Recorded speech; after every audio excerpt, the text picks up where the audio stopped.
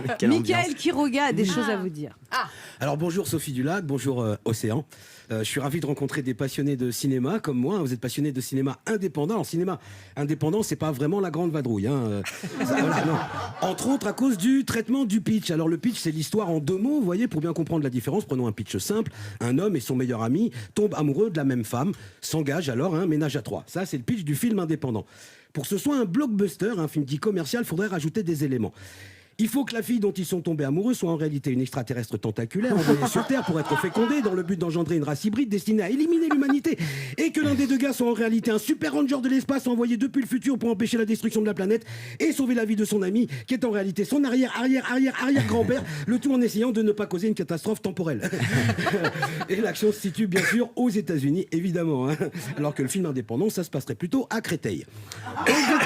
Aux États-Unis, vous le disiez, la frontière entre l'indépendant et le commercial est très floue. Une star peut très bien jouer et même réaliser un film indépendant comme James Franco d'ailleurs, dont le film The Pretender sera projeté en avant-première lors de votre festival, Sophie Dulac. En France, c'est plus simple de différencier le film indépendant du film dit commercial. S'il y a Christian Clavier, Dubosc ou Danny Boone, c'est pas de l'indépendant. Il se peut aussi que des films dits commerciaux se fassent sans Christian Clavier, Dubosc ou Danny Boone. Mais dans ce cas, en général, ils font un score de films indépendants. Le casting sera aussi un peu plus inattendu pour les films que pour les films commerciaux. Dans l'indépendant, on privilégiera le contre-emploi. Ainsi, on pourra très bien retrouver Ben H dans le rôle d'un culturiste. alors qu'il aurait du mal à soulever sa veste sans échauffement préalable. Léa Landau dans le rôle de la séductrice, alors qu'on sait tous que tout ce qu'elle arrive à emballer, c'est son sandwich. Ou encore Christine Bérou dans le rôle de la maman épanouie, alors que dans la vie, ça fait 2 mois qu'elle a proposé sa fille à l'adoption sur le Bon Coin. Il est toujours disponible, mon bébé. Alors que pour le blockbuster, en général, c'est beaucoup plus spectaculaire, avec un casting beaucoup plus international. Ne manquez pas le trio diabolique. Un thriller spatio-temporel avec Bruce Willis, Halle Berry, Will Smith, Brad Pitt, Michael Quiroga.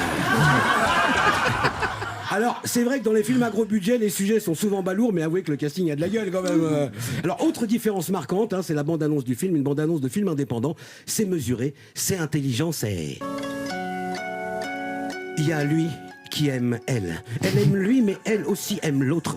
L'autre l'aime elle, mais ne l'aime pas lui. Lui aimerait bien que l'autre l'aime s'il se laisse aimer d'elle. Il ne tient qu'à lui qu'elle l'aime autant que l'autre et que l'autre l'aime lui autant qu'elle. Ne manquez pas elle, lui et l'autre.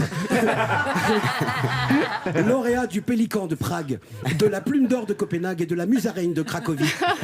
Le dernier film de Pépé.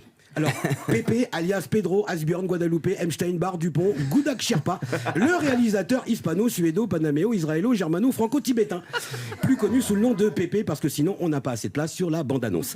En tout cas, merci Sophie Dulac de nous proposer cette 8e édition du Champs-Élysées Film Festival, car le cinéma indépendant peut être surprenant, marrant, déroutant, émouvant, parfois même dérangeant ou même provoquant, mais une chose est sûre, il est toujours intéressant.